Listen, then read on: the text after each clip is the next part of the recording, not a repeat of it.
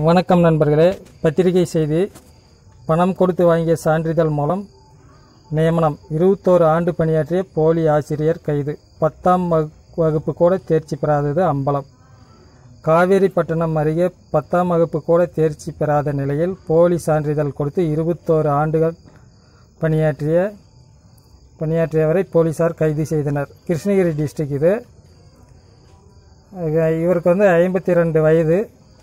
ஆசிரியர் பயிற்சி பெற்றுள்ளதாக 1999 பயிற்சி பணியில் சேர்ந்திருக்கிறாரு. 2019ஆம் ஆண்டு குண்டலப்பட்டியை சேர்ந்த மாதேஸ்வரன் என்பவர் முதல்வரின் தனிப்பிரிவுக்கு புகார் மனு அனுப்பியிருந்தார்.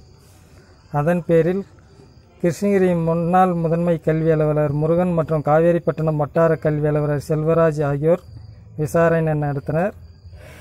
விசாரணையில் ராஜேந்திரன் 10ஆம் வகுப்பு கூட தேர்ச்சி பெறாதது அம்பலமாகியுள்ளது. நண்பர்களே, இதுபோன்ற பத்திரிகை செய்தி தகவல்களை தெரிந்து கொள்ள நம்ம சேனலை சப்ஸ்கிரைப் பண்ணுங்கள், லைக் பண்ணுங்கள், ஷேர் பண்ணுங்கள். உங்களுக்கு என்ன தோணுதோ அதை கமெண்ட் பண்ணுங்கள் இந்த செய்தியை பற்றி. சரிங்களா? நன்றி.